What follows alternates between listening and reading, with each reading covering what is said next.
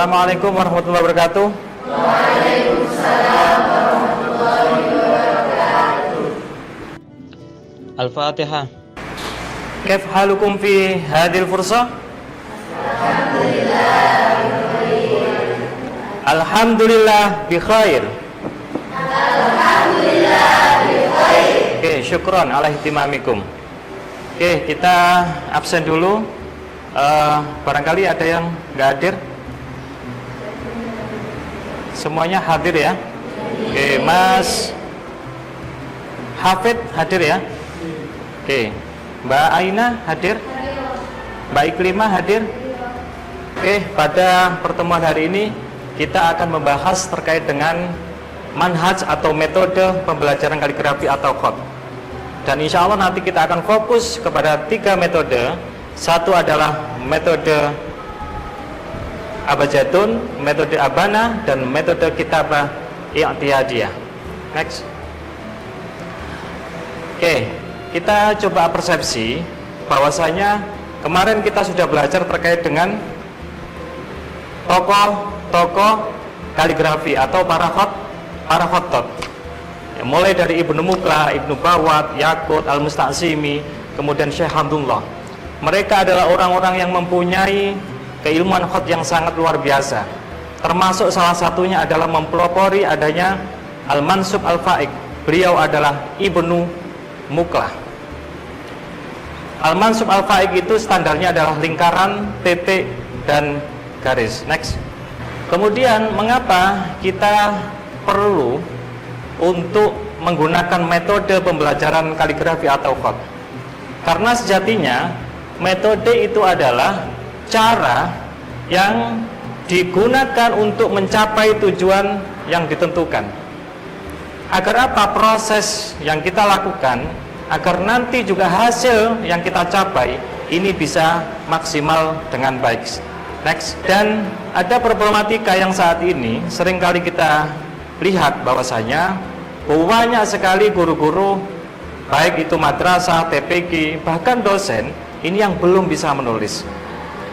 Ada problematika yang lain, yaitu banyaknya metode membaca Quran tidak diiringi dengan metode menulis Al-Quran. Di sini muncul pertanyaan, apakah kalian mengalami kesulitan untuk menulis Al-Quran? Kemudian apakah kalian menemukan atau mendengar metode pembelajaran khat? Belum pernah? Belum. Oke. Kita akan coba lihat. Hari ini kita akan belajar 3 metode. Mungkin agak asing kita mendengar metode ini. Yang pertama adalah abjadun, yang kedua adalah abana, yang ketiga adalah kitabah i'tiyadiyah. Nanti kemudian dilanjut sistem pembelajarannya seperti apa. Next.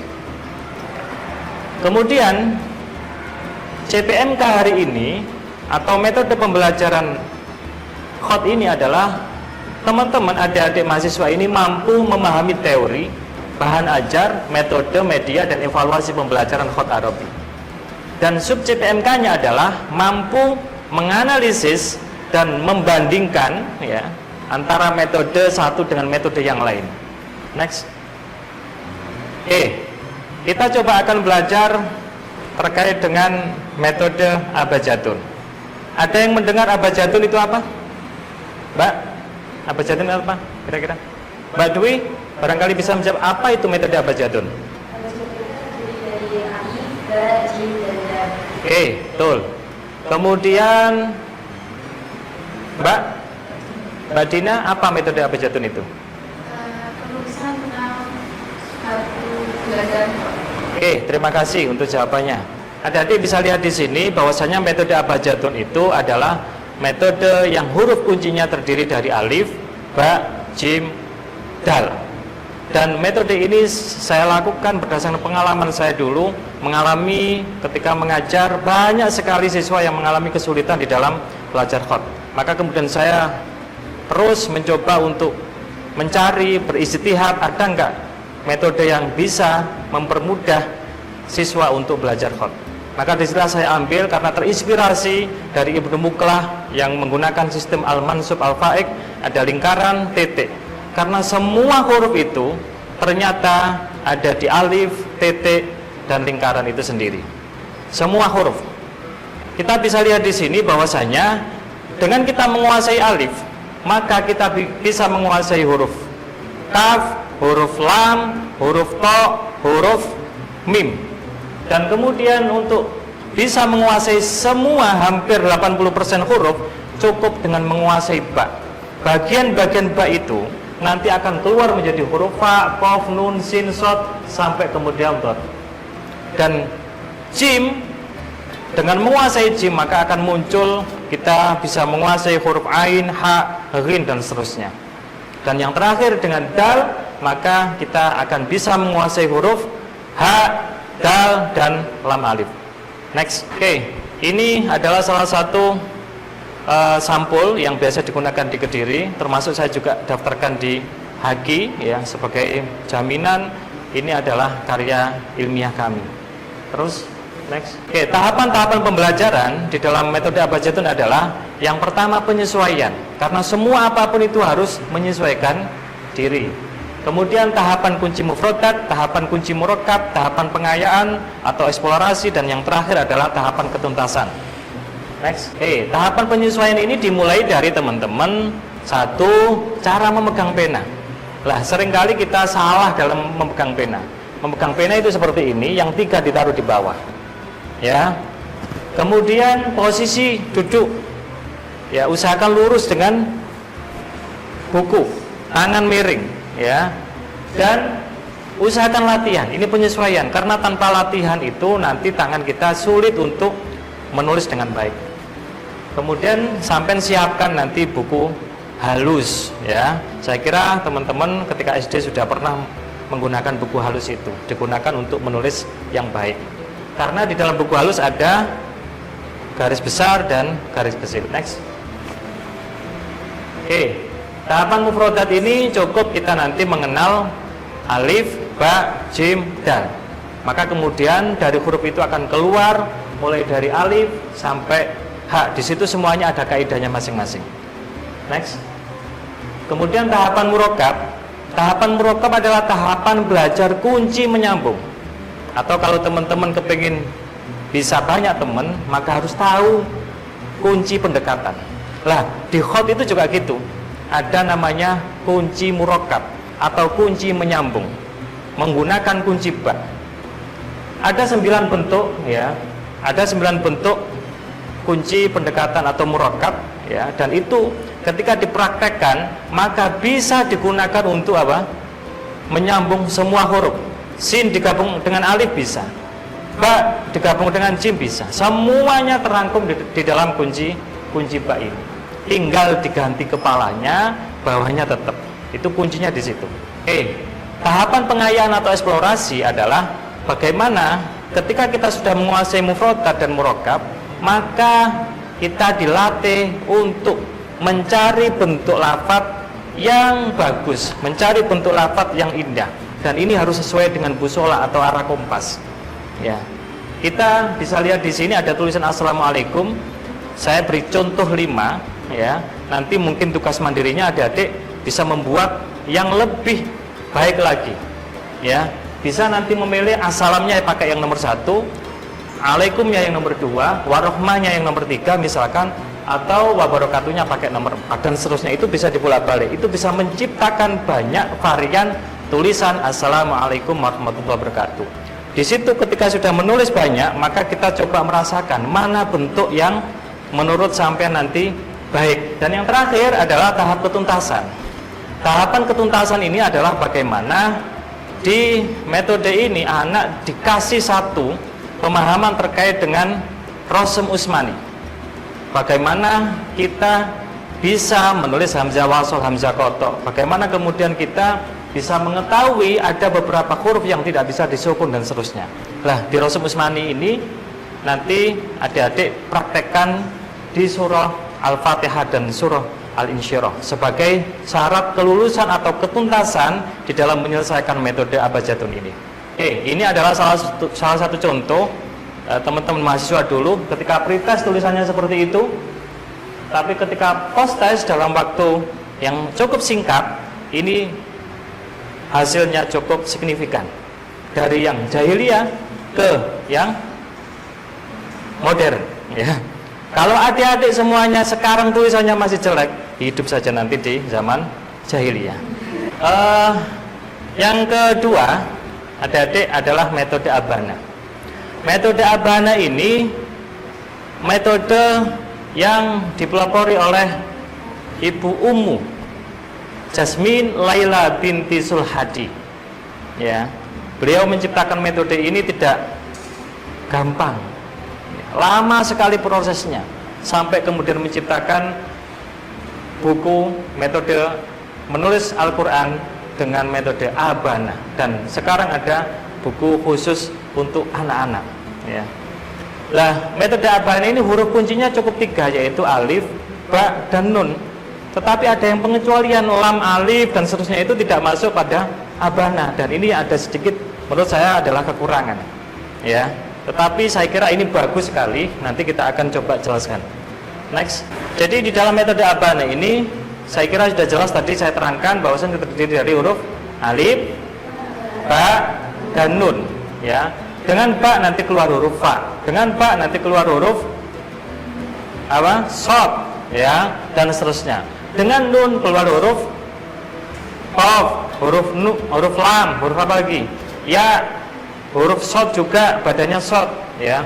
Jadi ini adalah salah satu teori yang digunakan oleh Ibu Ummu Jasmin di dalam membuat satu kunci metode pembelajaran menulis Quran dengan metode Abana. Next. Oke. Metode Abana ini, kalau di metode Abjadun tadi menggunakan buku halus, ada garis besar, garis kecil, dan itu sebenarnya sama dengan garis buku biasa. Lah, di metode Abana ini garis-garisnya yang ada di buku itu disesuaikan dengan buku umumnya. Kita menggunakan sehari-hari itu ada garis-garisnya. Oke, metode Abana ini salah satu kuncinya adalah kita akan terbiasa hafal dengan kaidah itu. Karena apa? Di sini diajarkan mengulang sampai beberapa kali. Ya, jadi 5 jilid itu luar biasa. Mulai dari huruf hijaiyah, mulai dari huruf sambungan awal, sambungan tengah, dan sambungan akhir, sampai kemudian membuat satu ayat-ayat Al-Quran atau menulis ayat-ayat Al-Quran. Lanjut. Kemudian bahkan sekarang juga sudah menciptakan buku Abana khusus untuk PAUD atau TK, dan juga sudah membuka kelas online. Di Abjadun juga sudah membuka kelas online. Nah, dan ini adalah contoh-contoh bagaimana pembelajaran Abana yang sudah dilakukan oleh Ibu Jasmin. Next. Oke, sekarang yang ketiga adalah metode Kitabah I'tiadiyah. Ini metode yang diperakasai oleh siapa? Syekh Bilal Hamidi, dan diturunkan kepada murid-muridnya, sehingga muncul yang merah itu dari Bandung, ya. Muridnya beliau juga menciptakan itu sama, ya. Kemudian di Denanyar juga menciptakan itu sama, At-Thariq Al-Hamidiyah fi Tahsinil Kitabah I'tiadiyah. Next. Oke, metode Kitabah I'tiadiyah ini adalah satu, bagaimana penguasaan huruf-huruf lengkung, penguasaan huruf-huruf yang lurus, kemudian perubahan-perubahan bentuk ketika sambungan.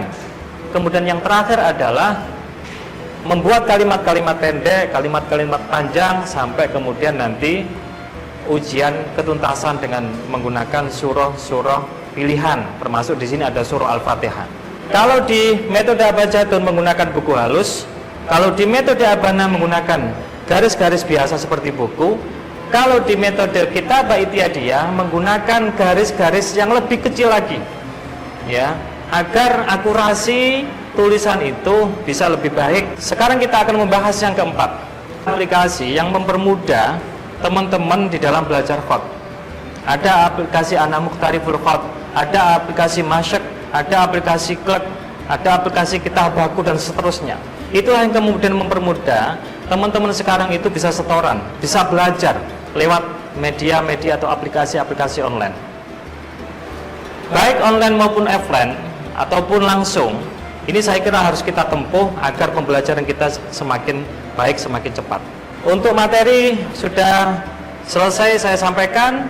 Hari ini nanti teman-teman semuanya, yang pertama adalah dibagi kelompok 3 ya.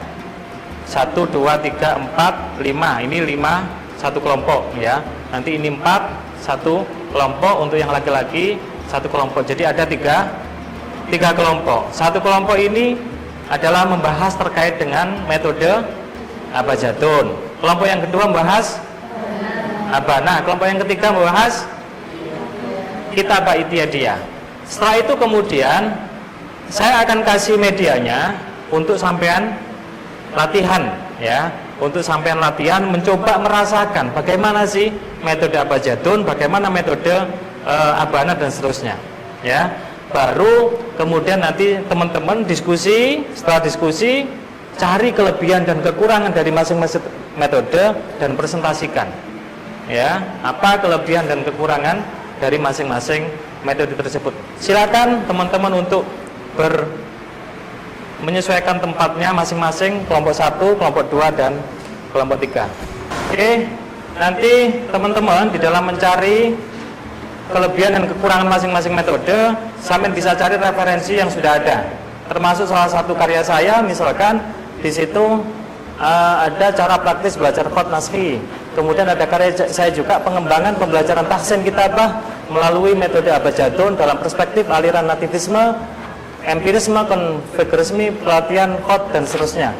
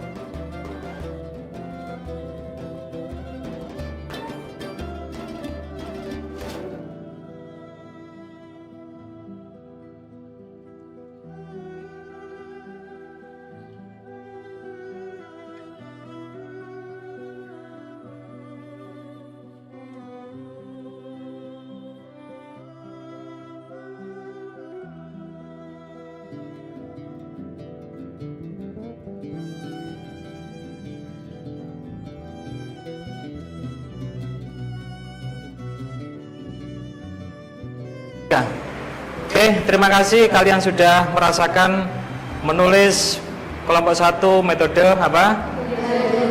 Kelompok 2 metode apa? Kelompok 3 metode? Silakan untuk maju perwakilan dari kelompok abana, abajadun maupun kitabah itiadiyah untuk menyampaikan kelebihan dan kekurangan dari setiap metode yang sudah sampai rasakan tadi itu. Silakan, monggo. Dari Ustaz, namanya Fani dari kelompok abajadun. Di sini menjelaskan dari kelebihan dan kekurangan metode abajadun. Kelebihan yang pertama adalah metode ini menekankan pada yang huruf kuncinya alif, ba, jim, dan dal dalam menguasai murokat dan mufradat. Kemudian kelebihan yang kedua yaitu modul pembelajarannya bisa diunduh via PDF. Ada yang versi materinya banyak, ada sedikit, sehingga dapat menyesuaikan kebutuhan kita. Kemudian kelebihan yang ketiga yaitu buku halus bagi siswa saat mudah didapatkan di toko. Kelebihan yang keempat, ada materi pemeliharaan dan materi hasil musmani.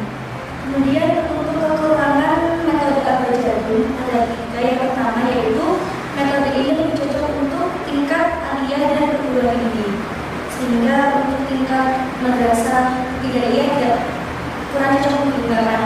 Kemudian kekurangan yang kedua yaitu standar nilai minimum 60 sebagai data lulus. Kekurangan yang ketiga yaitu minimnya literasi dan referensi menunjang pada metode. Oke, terima kasih. Selanjutnya. Nama saya Sufa. Di sini saya akan menjelaskan kelebihan dan kekurangan yang ada abada.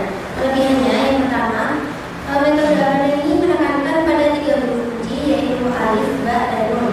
Kemudian ada banyak pendampingan dari ilmu dan bentuk. Kemudian ada juga lembar nilai dalam setiap tahap.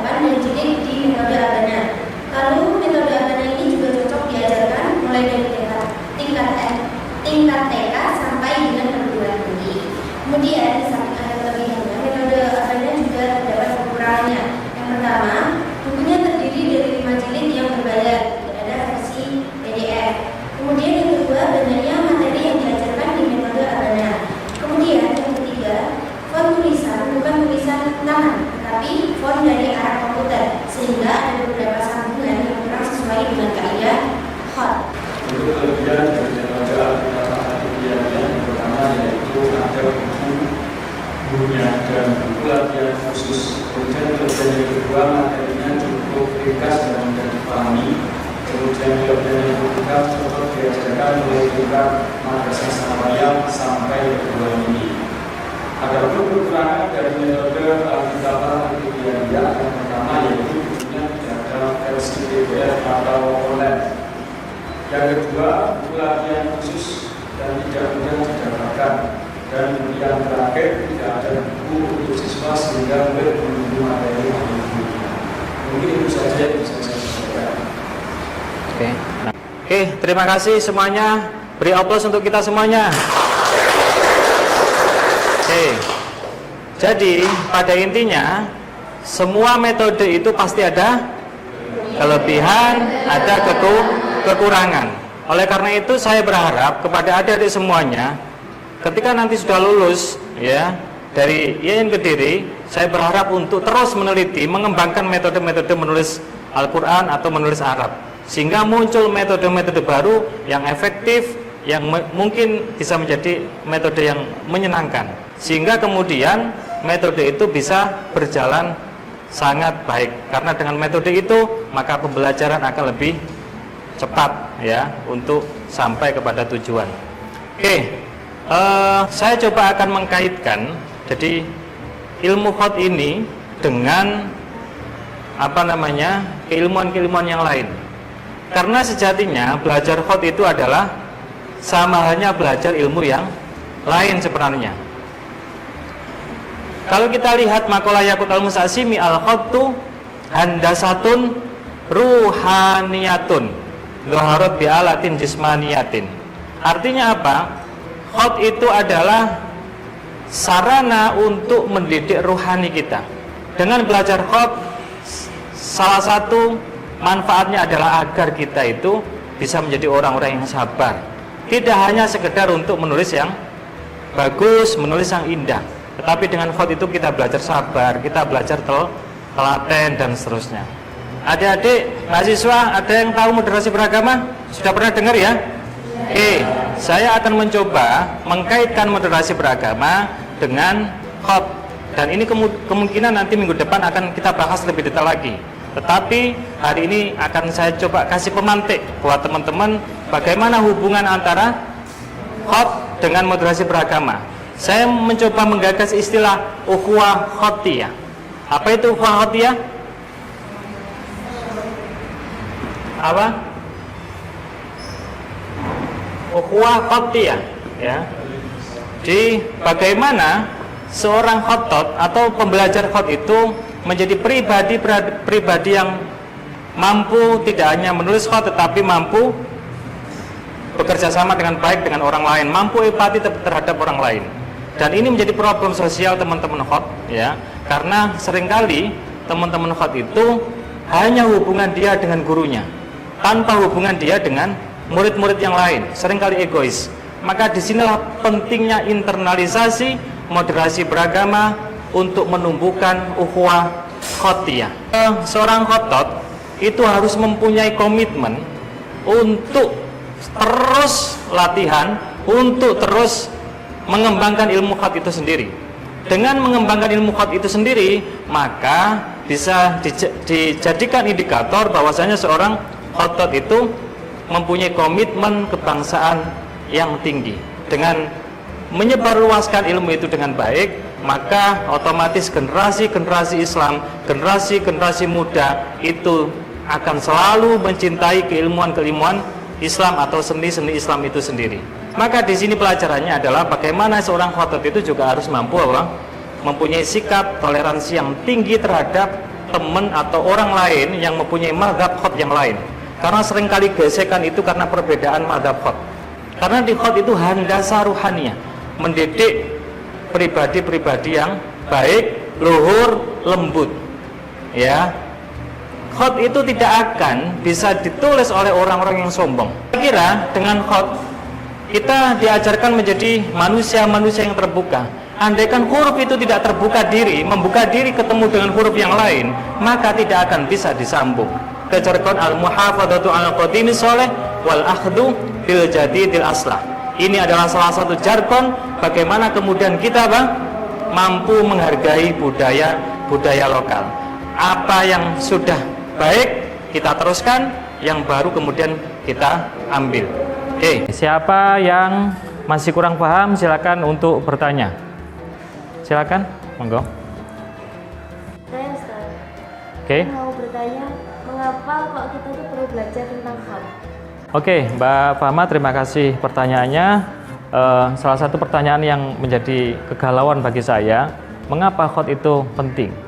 Ya, kalau kita menjadi orang-orang tarbiyah, maka kita itu harus mendidik anak itu tidak hanya sekedar membaca, tetapi juga menulis. Ya, karena dengan menulis itu setidaknya anak itu juga paham. Ya, jadi salah satu cara untuk memberikan kefahaman kepada anak adalah dengan menulis. Bahkan di dalam psikologi, menulis itu juga bagian dari apa? Bisa mengontrol emosi, ya. Dan banyak sekali manfaat-manfaat. Kemudian kenapa menulis itu menjadi sangat penting, terutama bagi teman-teman atau PBA anak-anak tarbiyah, termasuk di dalam menulis di papan harus bagus.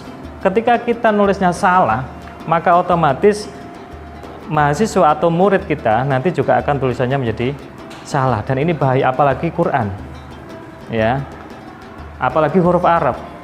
Salah tulis, kebanyakan nabroh atau kekurangan titik dan seterusnya, itu bisa menjadikan apa? Kita itu salah paham dari arti yang kita baca. Disitulah pentingnya kemudian kita belajar khot atau belajar bisa menulis Arab dengan baik. Terima kasih. Barangkali ada yang lain, monggo. Oke, tadi sudah saya sampaikan, barangkali ada tanggapan dari apa yang sudah saya sampaikan. Silakan, Mbak. Kira-kira apa tanggapannya dari pertanyaannya Mbak Fahma? Jadi tanggapan saya, mengapa belajar khot itu penting? Karena memang kita basicnya sebagai orientasinya ke depan adalah menjadi seorang pengajar atau guru. Jadi untuk mengajarkan Arab terutama, kita harus selain bisa membaca juga harus bisa menulis, dan sangat penting bagi kita untuk dapat menulis Arab ini dengan baik dan benar, karena ini terkait dengan makna juga kan. Oh, oke. Terima kasih. Tepuk tangan untuk kita semuanya.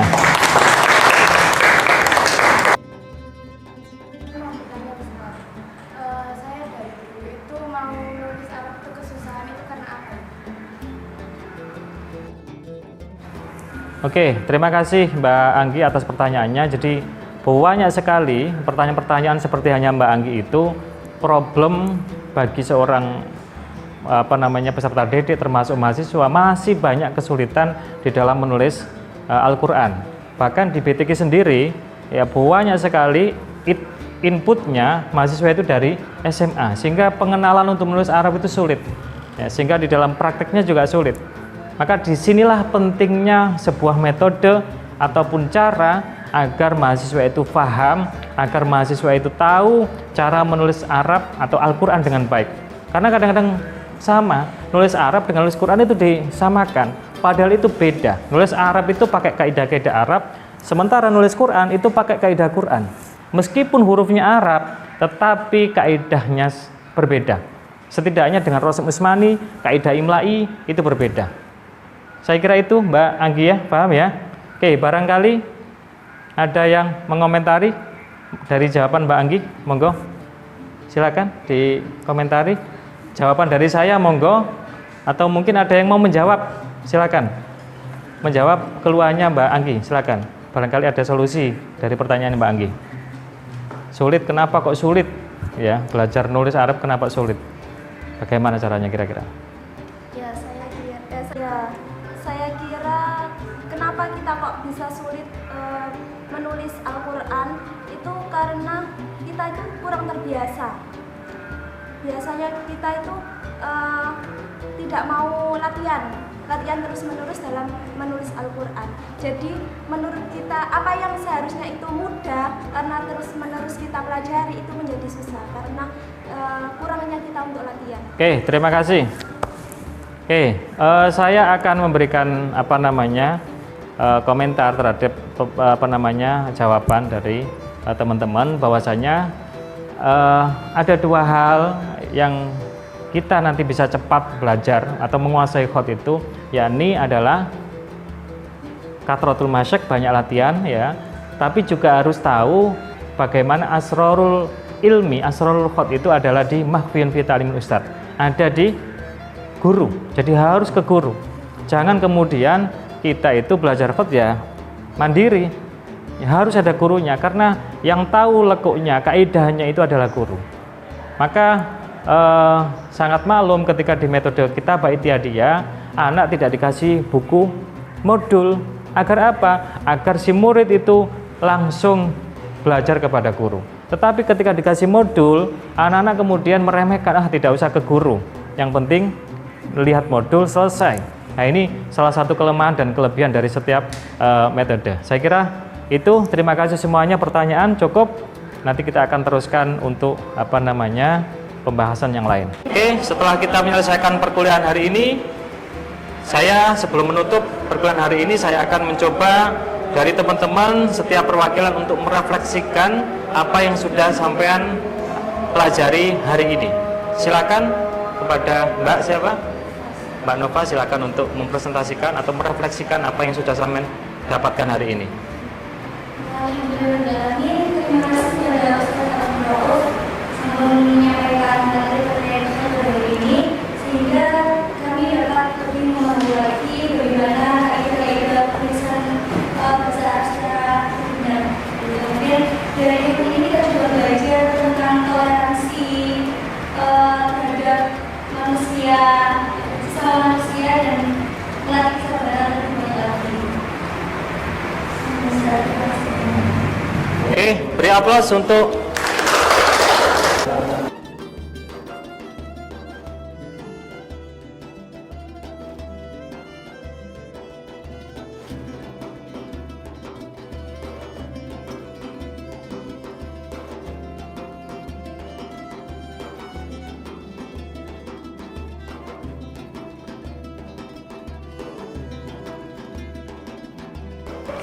Oke, teman-teman semuanya, sebelum saya akhiri, saya akan memberikan arahan kepada teman-teman. Yang pertama adalah minggu depan kita akan membahas terkait dengan moderasi beragama dan ukhuwah khatiyah. Coba nanti dicari referensi atau literasi yang terkait dengan itu. Insya Allah besok kita akan bahas lebih rinci lagi terkait dengan ukhuwah khatiyah dan moderasi beragama. Yang kedua adalah mohon adik-adik setelah tadi sudah merasakan bagaimana menulis khat, ya menulis metode abjadun, silakan untuk dipraktekkan di rumahnya, di kontraannya, di kos-kosannya masing-masing menggunakan metode abjadun. Kemudian yang ketiga, saya ingin mengutip satu makalah Sayyidina Ali radhiyallahu an, al-khattu mahfiyun fi ta'limil ustadi wa qiwamuhu fi kathratil masyqi. Kalau kita kepingin cepat bisa, maka ada dua pendekatan yang harus kita lakukan. Yang pertama adalah bagaimana belajar kepada guru. Jangan sampai kita belajar apapun termasuk ilmu khat itu kepada selain guru. Karena dengan gurulah maka kita akan mendapatkan asrarul ilmi, asrarul khat. Yang kedua adalah dengan kathratul masyq, banyak latihan. Tanpa banyak latihan, tulisan kita akan sulit menjadi bagus. Dua metode ini dengan guru dan juga banyak latihan. Makhfiyun fi ta'limil ustad dan kathratul masyq.